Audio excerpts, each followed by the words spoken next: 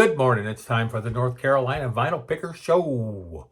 And on this show, what are we going to do today? 1997.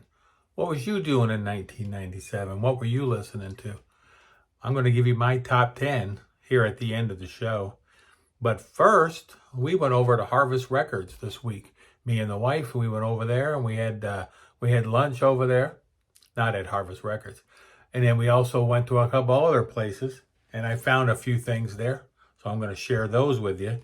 But I thought it was coolest. Now, when I do these through the years videos, I started this in 1970 something, and then I go every year. My top 10 records. I'm up to 1997. I've been doing this for like 3 months. But the coolest thing I found was when I went to 1997 today. And I go into Wikipedia, then I check my Discogs, and that's how I come up with my top 10. What I've listened to, what I own, and what was out in 1997. So I found out that the top 10 or even the top 30 or 40 records from 1997, I didn't listen to any of them. I thought that was pretty cool. So anyway, I'm going to show you my top 10 here in just a little bit. But first off, I did pop into a antique store, rummage store. It was next to Mr. K's, and I found this for 50 cents. Yeah, time has come today. The Chambers Brothers.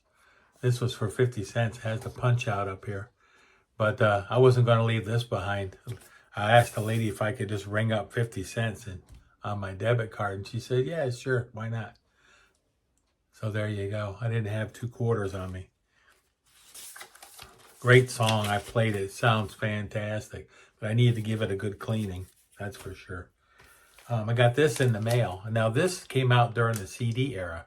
And I had it on CD, but I put it into my store. Speaking of my store, down below, you'll see a link on Discogs. And you can go there. I'm also on eBay.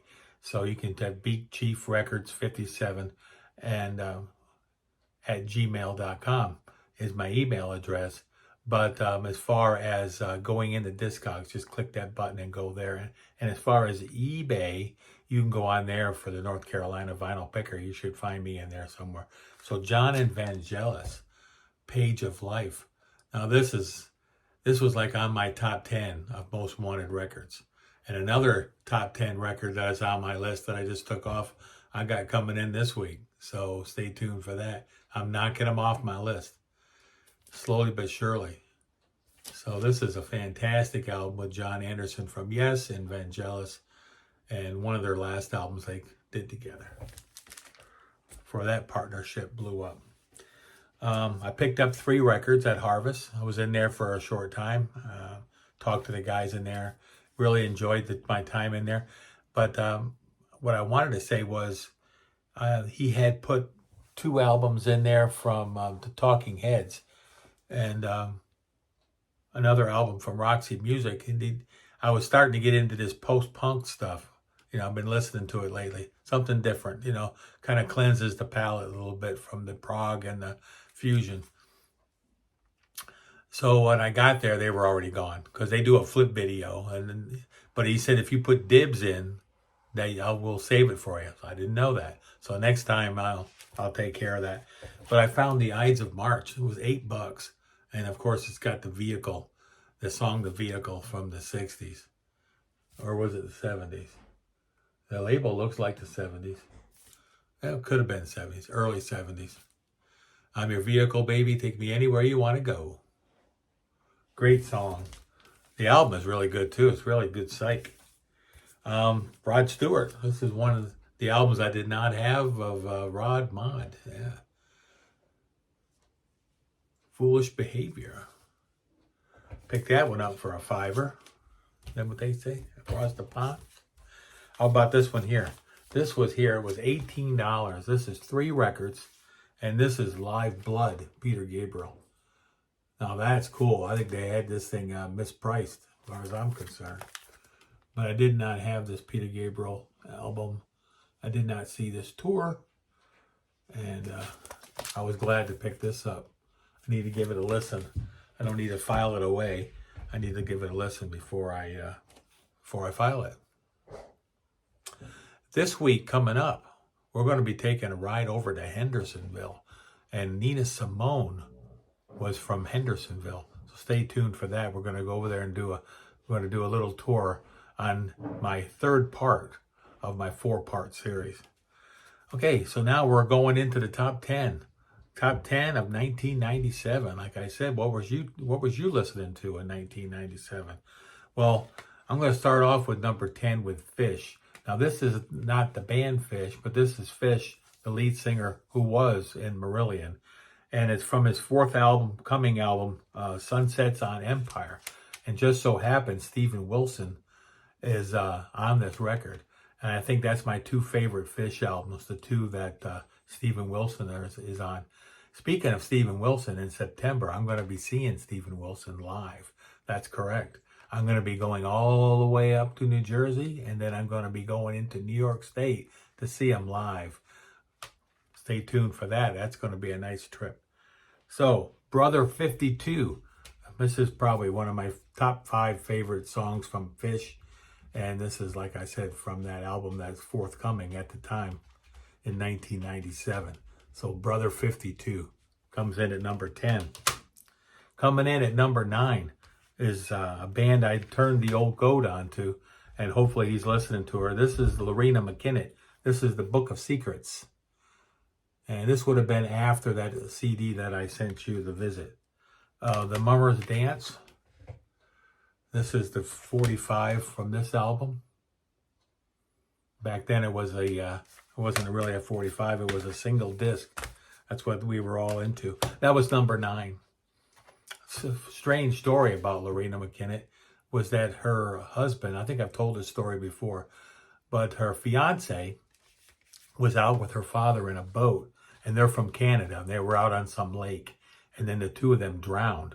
And then she didn't write music for quite a long time after that. But yeah, she lost her fiance and her dad all in a boating accident. Luckily, she wasn't with them. She was on land, on dry land, so to speak. Pat Metheny Group, coming in at number 8, Imaginary Day. This is also a DVD that you can watch, Pat and his band.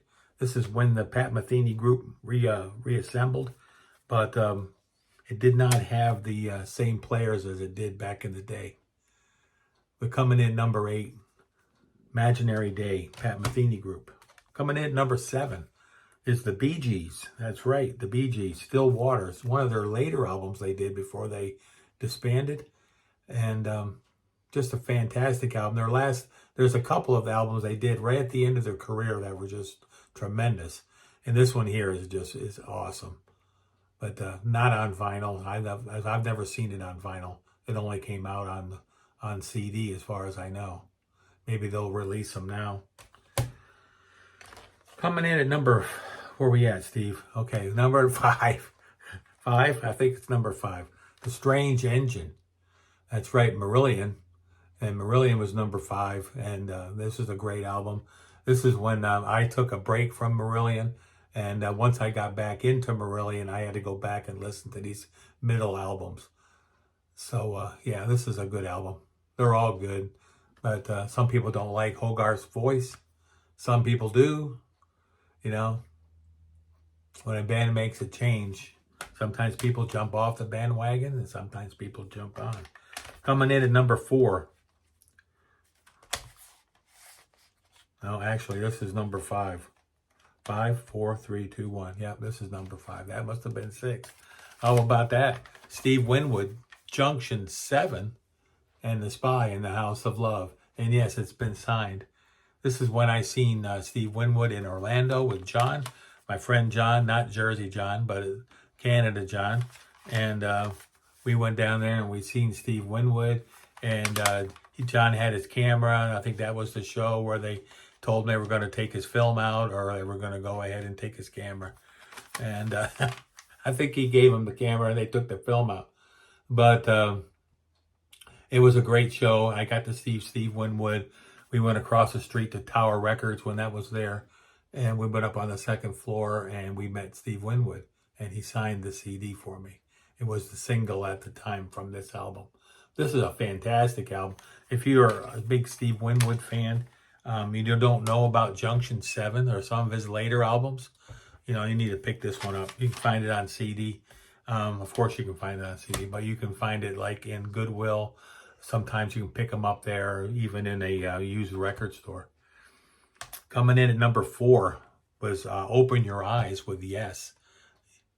And this is a strange album. It's got Anderson on here, and it's got Howe, and it's got Billy Sherwood and Chris Squire and Alan White.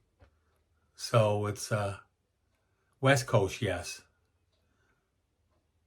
But it's a good album. New State of Mind, Open Your Eyes, Universal Garden. There's some really good songs on here. But it's heavily influenced by Billy Sherwood and Chris Squire. There's a backstory to that too, about West Coast, East Coast Yes, and how the two fractions, and then when they all joined back together, it was called the Union Album, and this is right around that time. Coming in at number 3 was Genesis and Calling All Stations. This is when they tried to make an album without Phil Collins, because Phil Collins had left the band, but they picked up Ray Wilson. Well, Ray Wilson is an excellent singer, and the album has got some highlights in here. There's some really good stuff on here, but the Dividing Line is really good. I like the title track. I like Congo, Alien Afternoon, Shipwreck, There Must Be Another Way. Actually, I like most of it. But to me, they should have gone on and made another album after this. They should have kept going without Phil. If Phil was jumping the ship. So, coming in at number 2 is a band that I was listening to at the time. It was Porcupine Tree. And the album before this is the tour for Signify. And this is called Coma Divine. And it's a great CD package. I need to get it on vinyl, but because I'm selling all my CDs, and you'll find a lot of them. If you're looking for CDs, there's a lot of prog CDs and whatnot in my store. Coming in at number 1, it can only be one number 1, is what I always say, and it's Pink Floyd, A Momentary Lapse of Reason. That's right. This is a fantastic album. Now, this was supposed to have been a David Gilmour album that I didn't find out till recently. But he ended up bringing in Nick Mason and Richard Wright, and they made it into a Pink Floyd record. And then they actually did this at this here. Yeah, Pink Floyd live in Venice. And this here I got on the PBS channel. And right now it's selling on Discogs for anywhere between $200 and $500. And it has Shine On You Crazy Diamond Part 1, Learning to Fly, Yet Another Movie, Round and Round, Round and Around, Sorrow, On the Turning Away, Time, Wish You Were Here, Comfortably Numb, and Run Like Hell. This is a CD, and it's not a CD, it's a DVD, Blu-ray of the show in Venice. Worth some bucks. I got it on, like I said, I got it on PBS one night. They were showing this video online, and this is when I lived in Florida. And they said, "Oh, they're selling these." I couldn't get on. I couldn't write up a check fast enough. But yeah, fantastic, and it's from this album. This album, when they released this album back, and I didn't get to see this show because in '97 I was just getting out of the Navy. That was when I got out of the Navy. That's right. And I went to work for a company in Volusia County, making $8.17 an hour. That's correct, $8.17 an hour. Times have changed. Alrighty, well, that's all I got for this week. And I got the North Carolina vinyl pickers. Got to get out there and bang them bushes. I got to get out there and check out this antique mall I want to check out, and find some stuff to bring to the table to show you next week. Remember, Wednesday, we're going to be going on location. And I got to get one of those. Everybody keeps telling me I need to get one of those mics. My nephew said he's going to buy me one, so that was nice of him. All right, I'll be talking to you soon. North Carolina vinyl picker, support them troops. I got to go. I'm out of here. Bye for now. See you Wednesday.